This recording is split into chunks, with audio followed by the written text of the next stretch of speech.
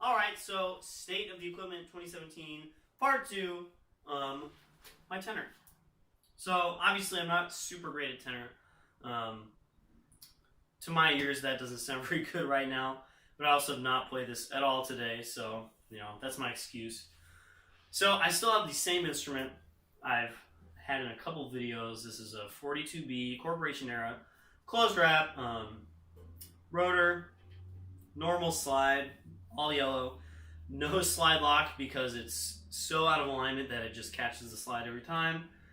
But there's some changes. So first of all, you guys can see that I'm using Yamaha strap to help out my left hand grip.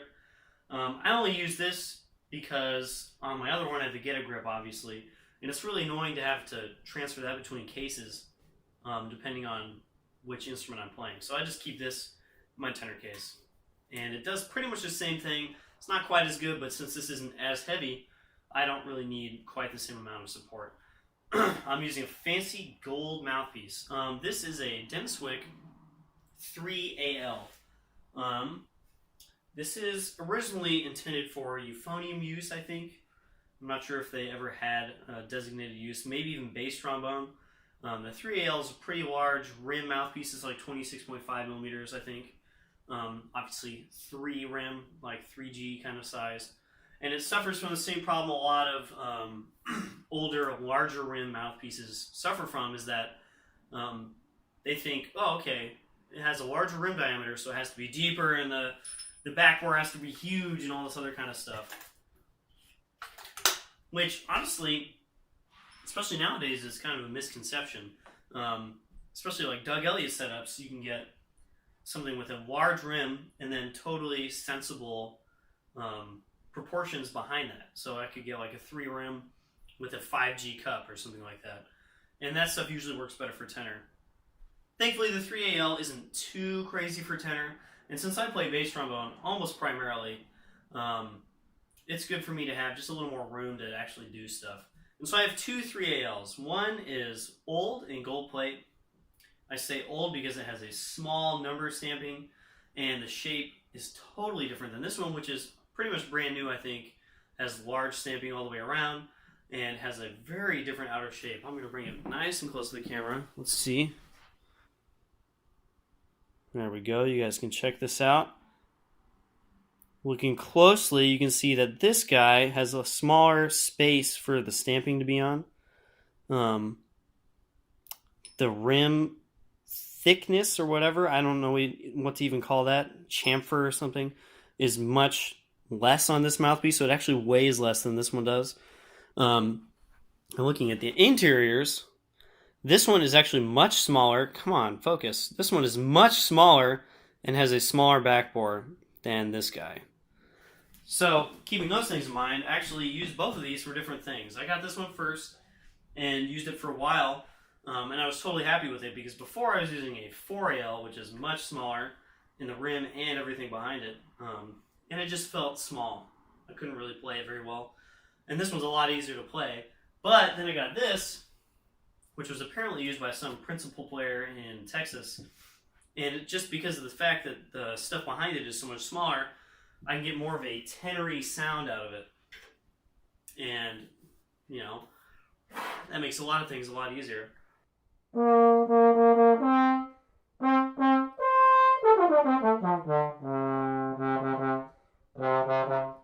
Bad 6th position.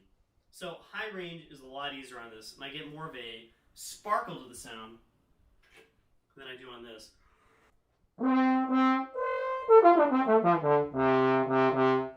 That C is really pretty difficult on this mouthpiece. Not so much because of the rim, which is pretty similar in most ways. Maybe has a little less bite. But the rest of the mouthpiece is so much larger that it's like playing a pretty small bass trombone mouthpiece. And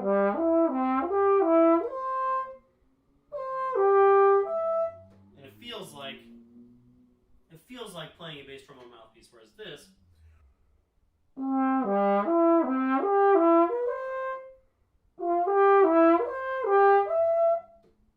even though I messed up the high C that first time, it really feels more centered and just kind of like you're sitting on a shelf instead of trying to hold up the note like you do with a large mouthpiece.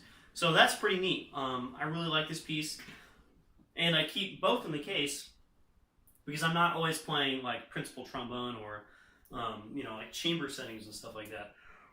I'm using this mouthpiece on a production of Son of Chamber Symphony by John Adams, which is I'm the only trombone, and I need a bunch of high B flats actually, and I still do need some low notes. Let's see. Woo! No slide lock.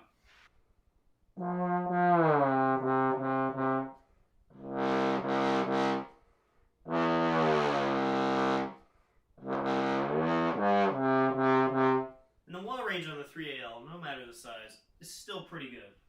Of course, this one is a little better.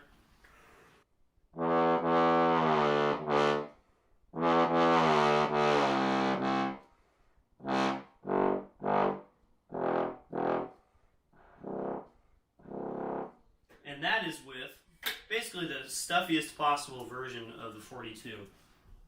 So I can really pound out. I have some low pedal A flats and stuff like that in the piece. I can still play all those on this mouthpiece. But I'm also playing a production of, a wind ensemble piece that calls for a lot of kind of low stuff. I'm playing third trombone, sitting in with the wind ensemble. This is really good for just like I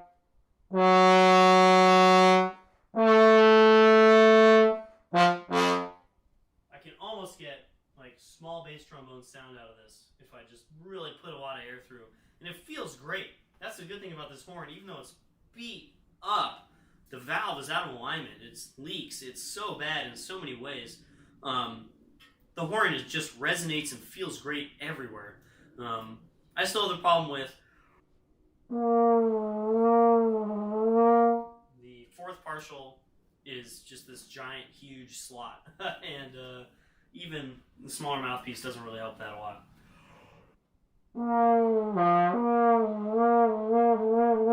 So I have to be careful about landing on those kind of notes or playing them short because I can play them anywhere in this huge range. So there you go. That's the state of this currently. Actually, I'm using a new tuning slide. New meaning corporation era tuning slide. This is corporation era, but this one is new to me. This is the original. This is the new one. This one's just a little beat up. It's got some lacquer loss. The tubes on the ends, you can see it a little bit, are a little dented in from wiggling it in and out. And this one was just rebuilt and built very well with no solder blobs or anything. And I think I sense an improvement. Even if I didn't, it was pretty cheap. And it looks a little better than this one does. So I have future plans for this. I'm not going to keep it in this state of just being perpetually beat to crap forever. I have these. Ooh, what's this? You may ask. This is a new valve. So, I don't know how many of you guys know, but Bach makes horns with these new fancy infinity valves now, which are Tenor valves, like on my bass, except that instead of just being like a big metal thing inside another metal thing, which is what these are, they have bearings. So they have like little circle things, right? And they have ball bearings inside the circle things, and those kind of move around on a track. They have bearings at the top and the bottom top. I don't know which one is which in a Thayer, really. And those are against the edge of the casing on both ends and against the core of the valve. So instead of the valve touching everything in the casing, which it kind of does in a Thayer, it's only touching those bearings. So it can just move around forever and doesn't really get messed up like these do over time. These, for instance, are stainless steel and have like almost destroyed themselves over time, and I had to get them worked on a lot to make them work again.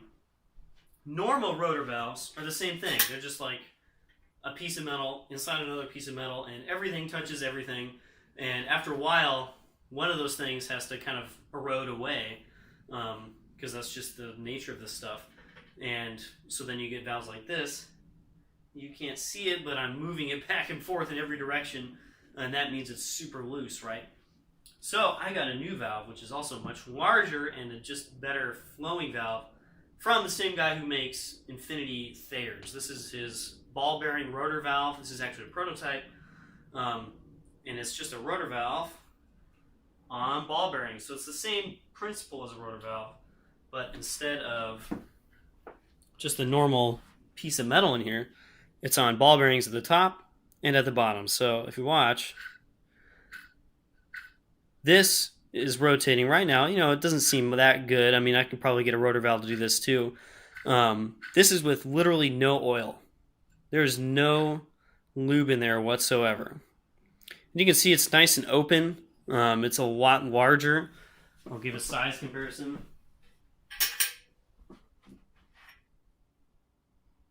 It's a lot larger than the stock 42B valve, which, as some of you might know, is a design problem. The 42B is designed on the Bach 36B, which is a great instrument, but all they did was put a larger slide and a half-inch larger bell on it. That's literally the only difference between 42B and 36B. So the valve is actually just too small. It's designed for a smaller bore instrument. So I'm going to get that replaced. It's going to have like an open wrap because I have no choice. I'm going to have someone take the whole thing apart, put it back together. The bell's going to have some of the creases taken out. I'll have the lacquer taken off. All sorts of fancy stuff. This is going to be really awesome in like 8 months. I mean, it's going to take a while, and I need to play it, so I can't get it worked on just yet. So there you go. State of the Equipment 2017, tenor and bass, complete.